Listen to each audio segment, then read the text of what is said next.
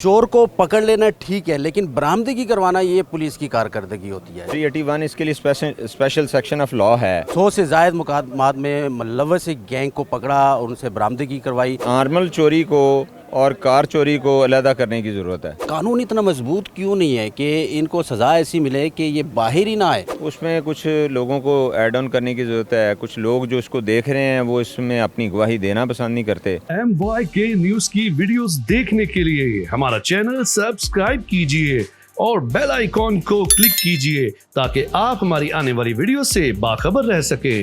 जाहिद साहब AVLS से हमारे साथ मौजूद है जी। एक ज़िम्मेदाराना सीट पर बैठे हैं, बड़े जुमान है और आज बड़ी प्रेस कॉन्फ्रेंस कर डाली। 100 से ज़ायद मुकदमात में मुलव्वस एक गैंग को पकड़ा और उनसे बरामदगी करवाई। चोर को पकड़ लेना ठीक है, लेकिन बरामदगी करवाना ये पुलिस की कारकर्दगी होती है। जब उससे चोरी का माल आप बरामद करवाते हैं तो फिर पता लगता है कि कार्रवाई हुई है। सर बहुत शुक्रिया, बड़ी बात है जी, इतनी बड़ी कार्रवाई की गई। ये कैसा हुआ, इस गैंग को कैसे पकड़ा जिसके ऊपर 100 मुकदमात है? सर जी देखें जी, हमारा सबसे पहला तो ये है कि जहाँ से चोरी होती है हम उसको वहाँ पे जो है क्राइम सीन को विज़िट करते हैं और उस पर जितने भी अवेलेबल CCTV फुटेजेस हैं, क्योंकि वो ज़ाहिर है गलियों से चोरी होती है, तो हम उधर जो लोकल अवेलेबल कैमराज़ हैं उनकी मदद लेते हैं। और पहला हमारी कामयाबी यही होती है कि उस चोरी के इंसिडेंट्स में मुलव्वस बंदों की कोई फुटेज सामने आ जाए। फिर हम उसमें आने वाले जो उनके तरीका जो इस्तेमाल है कि जिस तरीके से वो मोटरसाइकिल या किसी चीज़ पे आते हैं तो उसको फिर हम आइडेंटिफाई करने की कोशिश करते हैं। फिर उसको हम लिंक करते हुए सेफ सिटी तक ले जाते हैं और इसी तरह ये बैक ट्रैकिंग चलते हुए अल्टीमेटली फिर हम उसको लेके आते हैं कि उन चीज़ों पे जो मोड ऑफ़ ट्रांसपोर्टेशन है, फिर उस इलाके की जियो फेंसिंग है और उनसे वो नंबर्स निकल आएँ। और बाज़ का तो ये है कि ये जैसे अभी ये जैसे चोर थे तो इनको तो फुटेजेस में आते ही इनके हुलिये से, चाहे ये मास्क में भी हों, तो ये पहचाने जाते हैं कि ये फ़लाँ बंदे हैं, क्योंकि ये इतनी दफ़ा पकड़े जा चुके हैं कि AVLS के मुलाज़मीन तो इनको किसी भी हाल हुलिये में देखते हुए आइडेंटिफाई कर लेते हैं। 100 मुकदमात हम 50 लगा लेते हैं, चलें सर। इसमें बाहर आना कानून इतना मजबूत क्यों नहीं है कि इनको सज़ा ऐसी मिले कि ये बाहर ही ना आए, या ऐसी सज़ा मिले कि उनको महसूस हो कि हमने सज़ा काटी है? सर तो इनफ होते हैं 100 मुकदमात, तो ये आदी बन चुके हैं। मेरा सर इसमें जो देखें, मेरा एक मैं जो समझता हूँ कि नॉर्मल चोरी को और कार चोरी को अलहदा करने की ज़रूरत है।